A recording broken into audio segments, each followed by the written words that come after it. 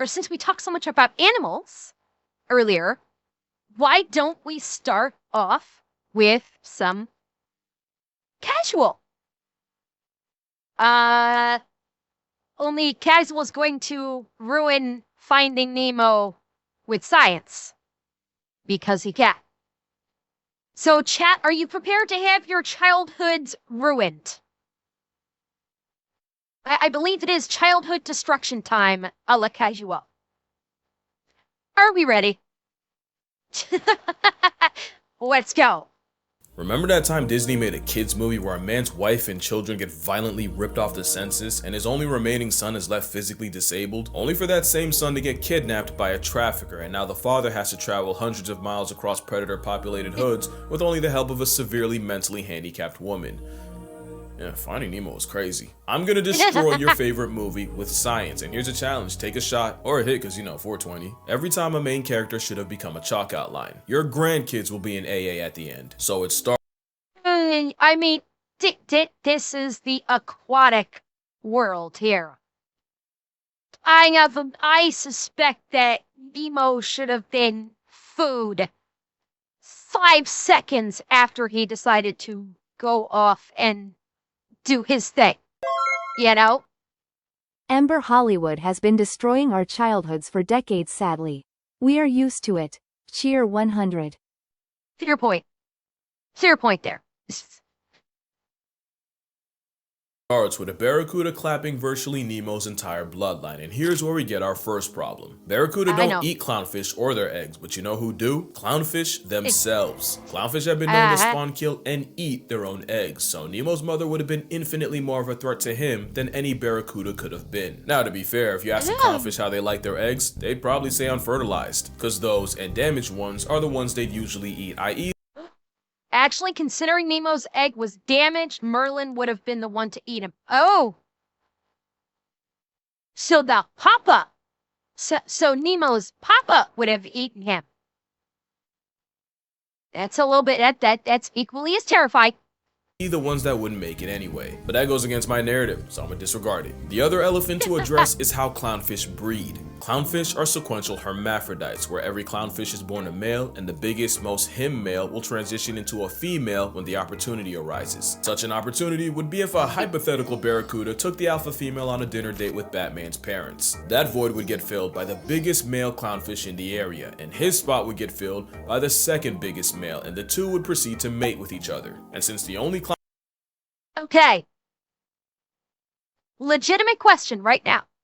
No sarcasm, no throwing shade, nothing like that. How many of you are jealous of the clownfish's ability to do that?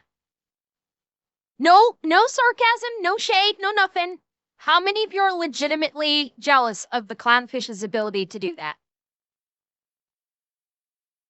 Just out of curiosity. It's, but Cortanus, you can still like women as a woman. You do. Bi and lesbian are a thing, gamer. You know this.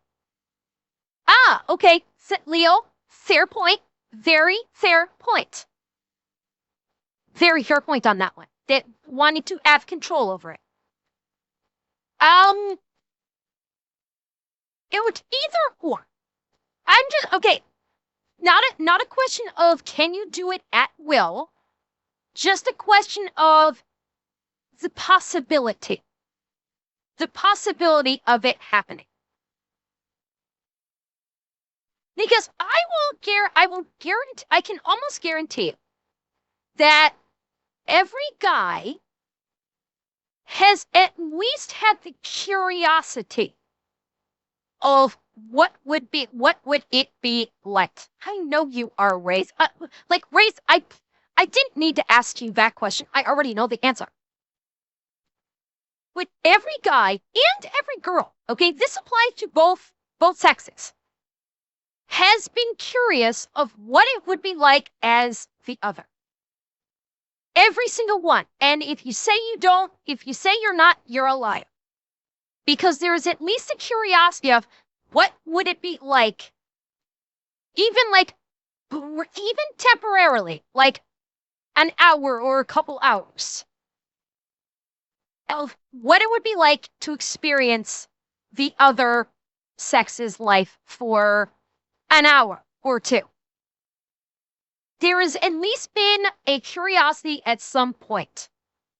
There has been a curiosity in both men and women of what would it be like. Oh yes, like I bear in mind, I'm not saying a desire to do it. I'm not saying that this is not alluding to anyone being trans that is not trans. Ember, I want to keep the mystery alive. I like not knowing. But Greyhouse, that doesn't preclude a curiosity of it. That's what I'm saying.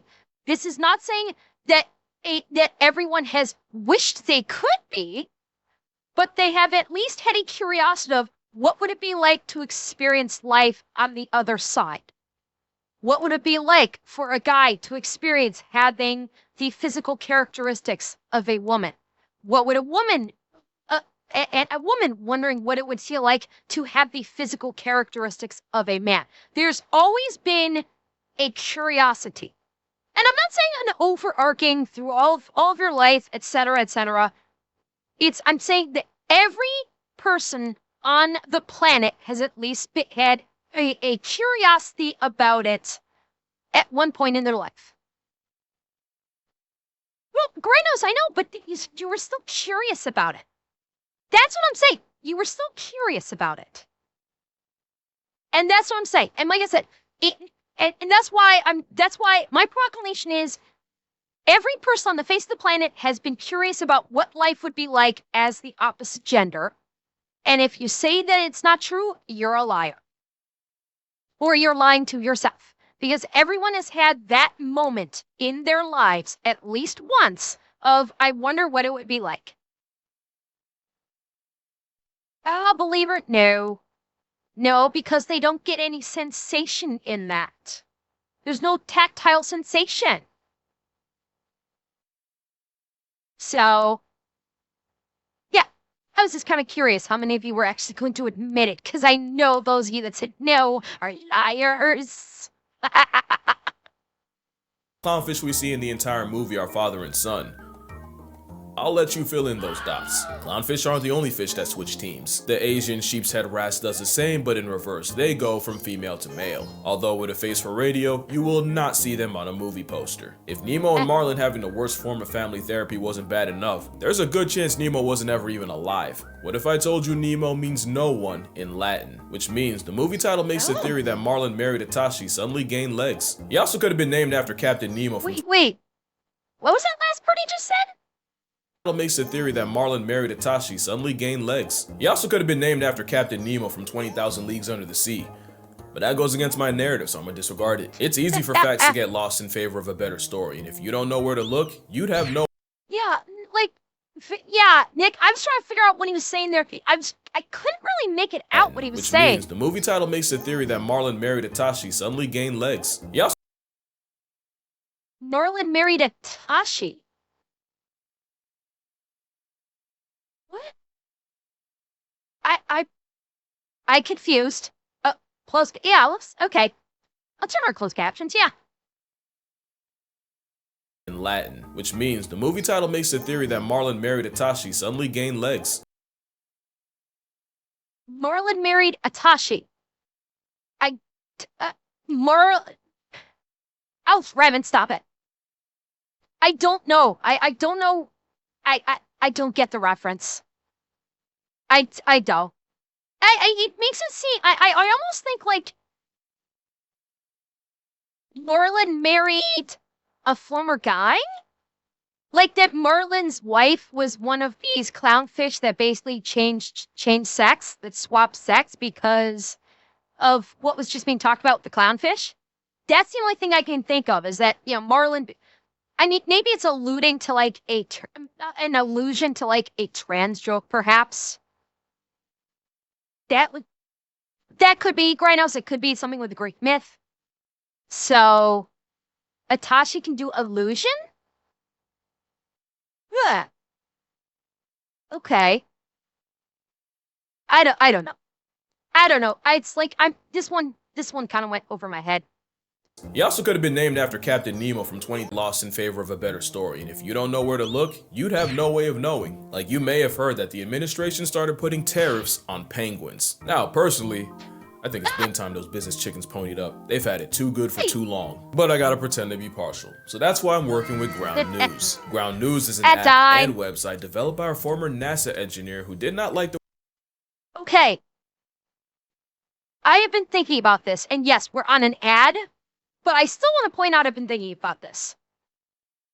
With this news ad read that some of these YouTubers are doing, I have to ask the question, why is a NASA engineer more trusted as a news aggregate than anything else?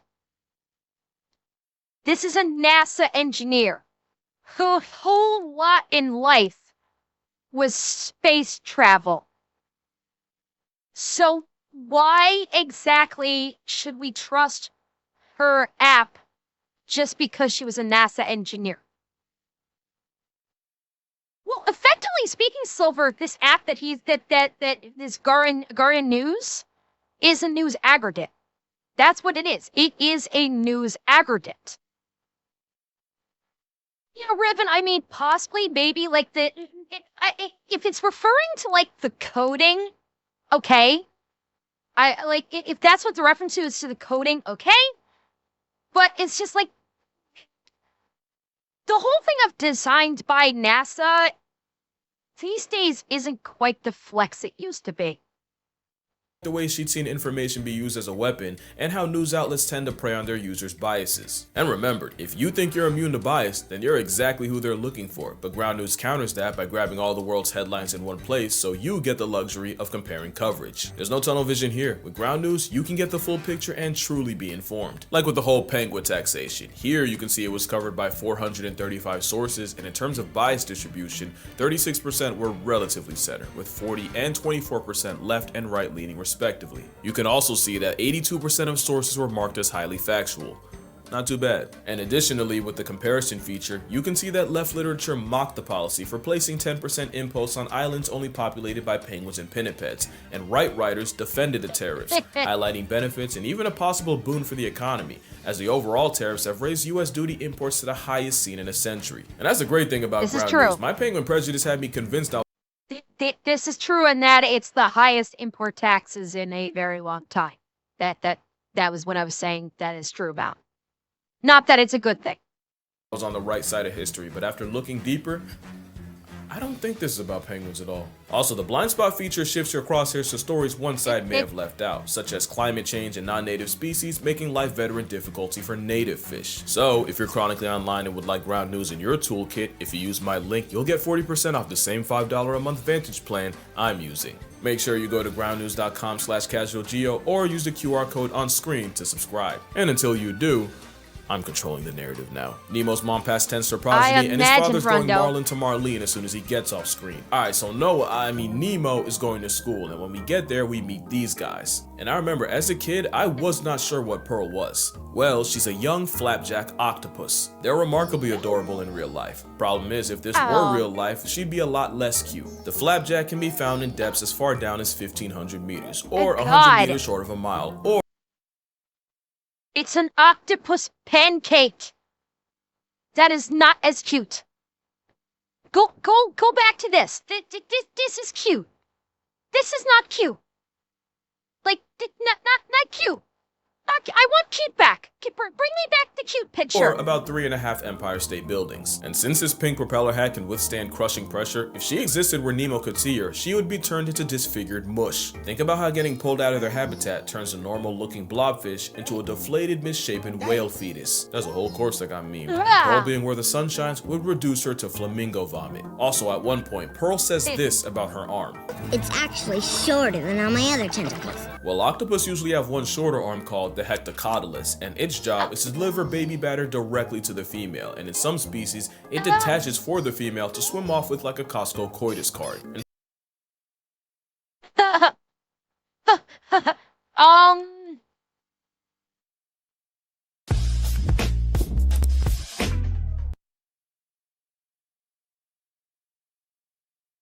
So Disney, in Finding Nemo, number one, classified a female character as a guy and made a dick joke. Disney, in a kids movie, made a dick joke. And remember how long ago Finding Nemo came out? This was before modern Disney, so they weren't going whole hog into this yet. Yeah, yes. So he, because it would have had to have been a he, was flapping her dick at Nemo.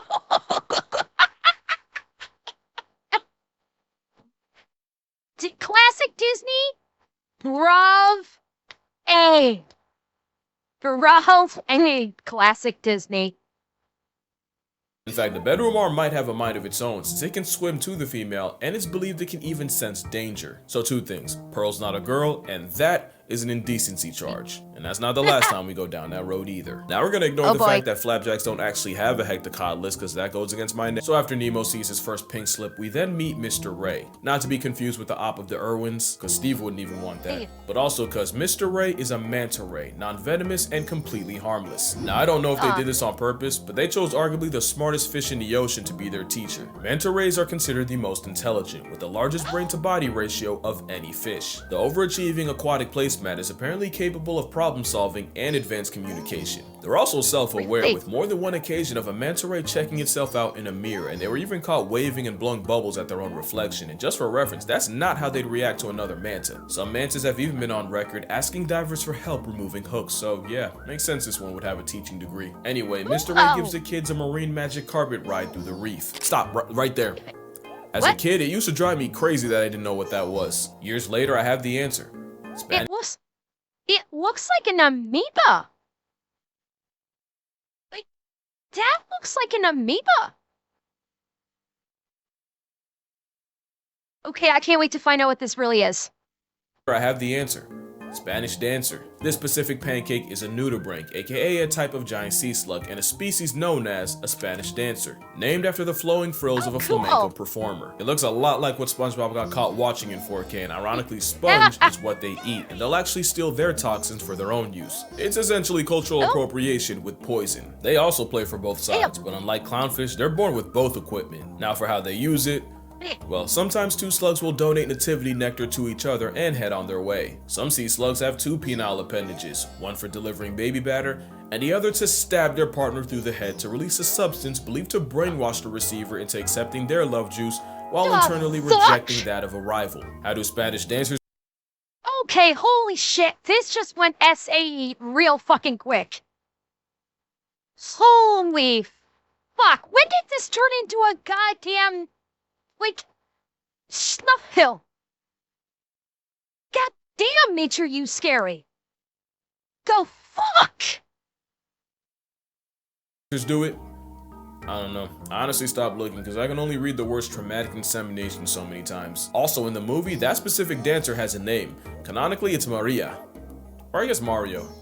I guess both. So anyway, you know how the story goes. Eventually they get to the drop-off, the kids start doing the type of shit that got Harambe packed, and Nemo decides he really wants to live up to his name and gets himself kidnapped. His father tries to save him, but gets flashbanged by a camera. And yeah, that's accurate. A camera flash might not kill a fish, but it's severely disorienting and like a forced factory reset. That's why they say no flash photos in an aquarium. One time a tuna mistook a flash for a fish and proceeded to one-shot itself into the glass in front of several children. Oh shit, did you see that? Look here. Watch here. Okay?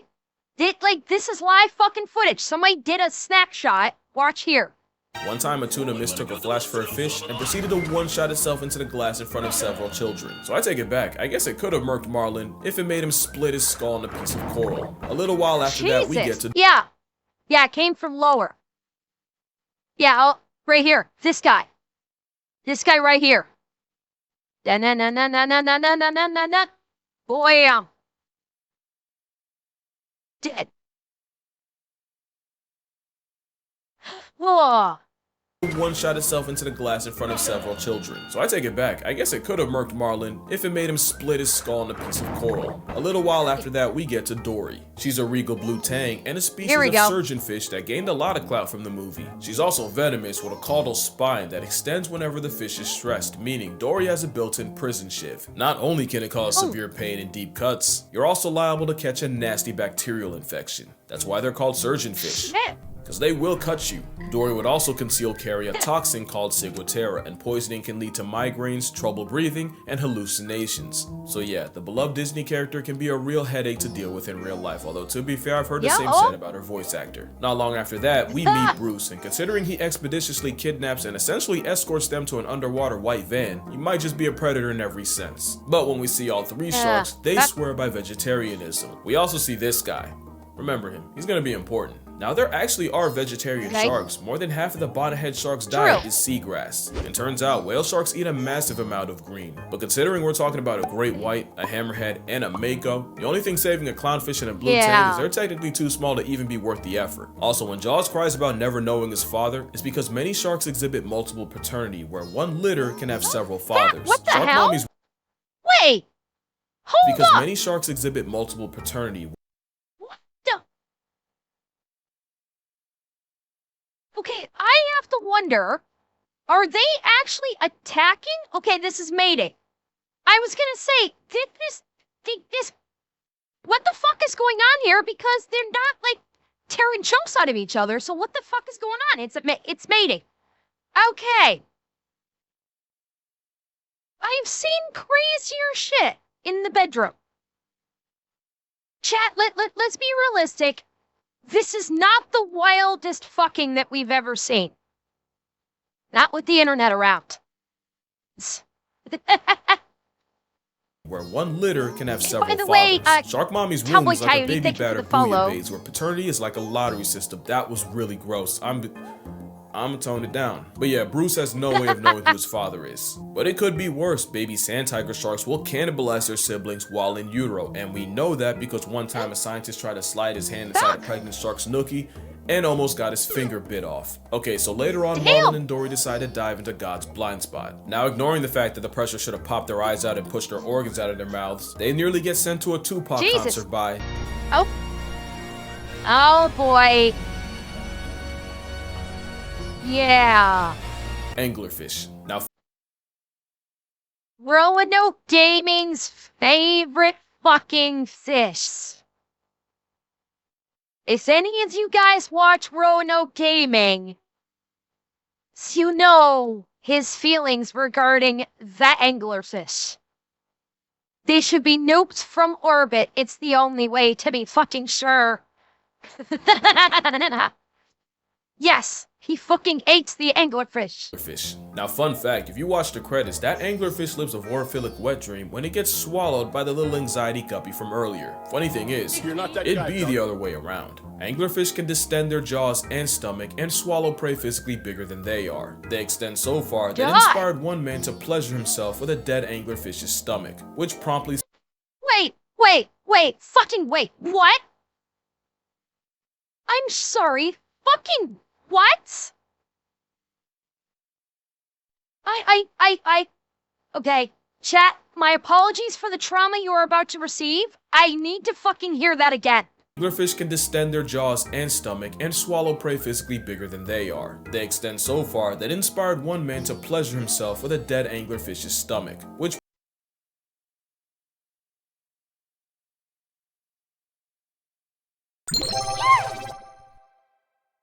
Anything is a fleshlight. If you are brave enough. Brain. No work. Too traumatizing. Cannot process. Horrified now. I'm sad. The actual fuck? This man used an anglerfish as a fucking flashlight? What the fuck? Oh, dear God. That is more horrifying than the anglerfish itself. And that is saying something. And Kayla, thank you for the follow. I'm sorry you were just subjected to that collection of words making up that phrase that it will now haunt your nightmares. You have my deepest apologies for this. Promptly sent him to the hospital. Should have sent him to solitary confinement. That is a hell of a hear me out, the kind that should forfeit your right to human contact. It's not long after that we meet a lot of 90s kids' first introduction to rage bait. If these moonfish were humans in 2025, they'd be kick streamers. In real life, fish will use this shoaling strategy to intimidate predators using the hive mind method. On a large scale, it's pretty cool. It makes sharks swimming through them look like an Etch-a-Sketch. But when predators like tuna gang up on them, it turns the bait ball into a slaughter. Also, just a callback, the reflection of the sunlight off the prey scales is exactly why a camera flash can make a tuna crash.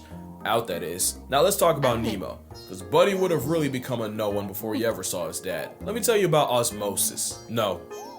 So diffusion just means molecules will move from one area of high concentration to low concentration, and osmosis is that, but for water. Stay with me now. As a saltwater fish, Nemo would normally have a higher concentration of water inside him than outside, so high to low, water would leave him like his mother left the mortal plane. To avoid meeting her, Nemo would have to take in water while his kidneys work to pump the salt out. But put him in fresh water and the opposite happens. Now the concentration of water would be higher outside Nemo than inside, so high to low, Nemo would get internally waterboarded. So Nemo being flushed in a freshwater sewage plant means he would not make the sequel, as his cells would swell and rupture, and he'd get packed up by water poisoning. Also, fun fact, one line in this movie led to the deaths of thousands.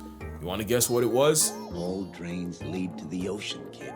Just like that, Disney sent countless amounts of pet fish to the gulag at the hands of dumbass little kids, and if I had fish at the time... Okay, Cole. Well, that may be true. I would also argue that Finding Nemo itself resulted in a lot of dead clownfish because kids, after seeing the movie, were begging their parents, I want Nemo. I want Dory. They were begging their kids for the fish from Finding Nemo, and parents, being parents of the time, said, sure, my sweet little angel. And they went out and bought them fish that at least looked like a close approximation. Granted, they did not actually go out. I don't think they actually went out and bought them clownfish. Some may have, if they had an exotic fish provider nearby. No, did I say the parents begged the kids? No, I'm sorry, the kids begged the parents. I'm sorry, okay, my brain is still, like, short-circuited from the fucking anglerfish thing. Leave me alone.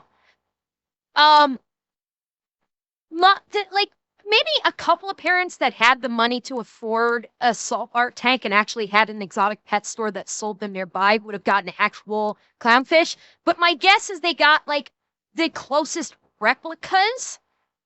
Well, because back then Ellen was not considered the demon spawn that she is today. And Papa, hi. Hello, Raiders. How's it going? Welcome in. How is your swim? Mons, can I please get a shout out? Can I please get a shout out for Papa? How was stream? Did you guys have a good time? Did we have a good time?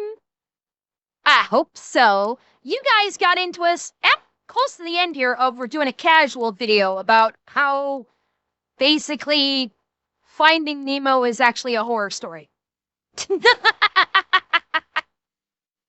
that is Carrion. Interesting. I don't think I've heard of that one. Very interesting. Yes, Jack, you're right. The majority of fish stores, pet stores sell freshwater fish. See, you know what fish I bet they bought them instead because they couldn't get a clownfish? They probably bought them betas. And thank you for the tier 1 paw. You know, my suspicion is in the event that they could not get a clownfish, they probably bought the closest thing resembling one. And I suspect a lot of parents bought their sweet little darlings, betas, and put them in tanks with other fish. Which is a horrible fucking idea because betas cannot exist with other fish. They will kill them. Betas are incredibly violent. They basically eat any other fish. Yeah, you can't put them with... Like, if you get a beta, that is the only fish you get. Yeah, they have to remain solitary. They are fucking vicious. No, Zed. It is any other fish, not just other betas. Betas are aggressive to any other fish. Like, if you put them in tank with other fish, they will destroy the other fish. And so that's what happened, is like, after Finding Nemo came out, the kids that went to see it begged their parents, I want a fish, I want Nemo, I want Dory. And so the parents would go to the pet stores and they would buy at least the closest approximation of Nemo and Dory. And then the kids probably forgot about it, or they did what Casual was saying and chucked them in the fucking toilet to send them out to the ocean. So, yeah. Unfortunately, Finding Nemo was not great for fish in real life.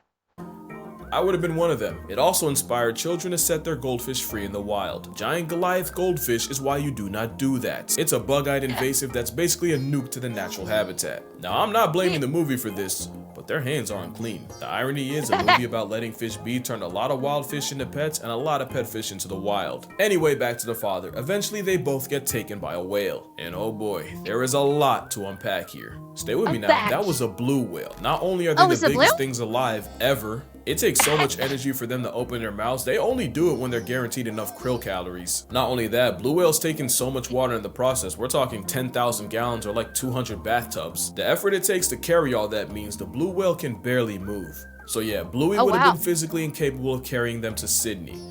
But even if they could, Nemo still would have come out of it an orphan. When blue whales hold all that water, they squeeze that water out with their tongue, and anything not water gets trapped in their baleen. It's how they filter feed, which means our fish friends would have been crushed to death by an 8,000-pound tongue.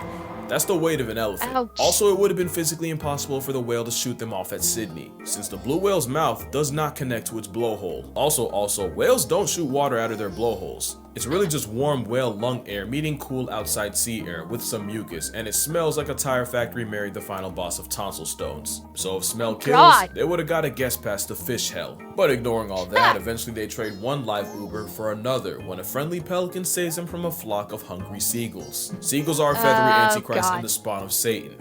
And they should be afraid of pelicans, since pelicans are documented literally swallowing birds alive. In fact, one of the most traumatizing...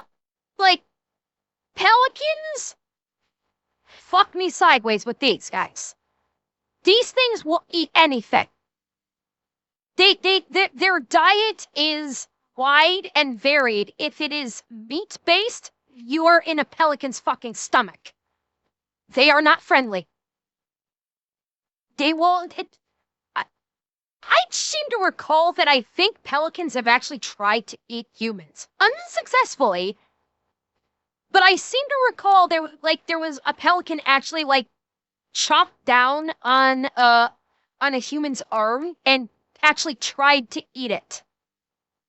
That is what pelicans do. They do not give a fuck.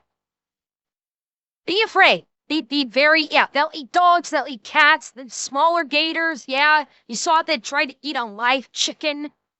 Like, if it has meat content, it views it as food. You don't fuck with them. Documentaries I watched was where Cape gannets were nesting on Malgus Island by the thousands, but because of overfishing, great white pelicans started pulling up to the nursery. What followed was a bunch of today pterosaurs strolling across the island like a grocery aisle and swallowing any unsupervised chicks alive. Like, you could hear the chicks as they were sliding down their throats, only for the pelicans to fly home just to regurgitate the recently devoured baby birds for their own pelican chicks to eat. So yeah, Nigel might be the real villain here. Now, that didn't really have to do with the plot. I just sat here and overanalyzed a kids movie from 2003 because I have nothing better to do. And if this video gets 150,000 likes, I'll do it to another one. You can probably guess which one. Friendly reminder that I do have a Patreon if you'd like to support me beyond subscribing, but as always, in this economy, don't spend a check on a creator that, let's be honest, really doesn't need it. Only if you want to buy me lunch or something. Also, I have a book. You should read it. Link also in description. But that's gonna do it. Drink water, hug your mother, don't dump goldfish, that's for real a problem. My condolences to your childhood. I will be doing it again, but until then, I'ma see y'all in the next one.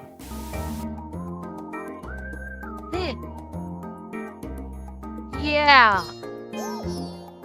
Oh, he's only at 99,000 likes, chat. Let's give him another one. Let's get him to 150. Let's get him to 150 so he can destroy another childhood movie. Oh yeah, pelicans are the epitome of, damn, nature, you scary.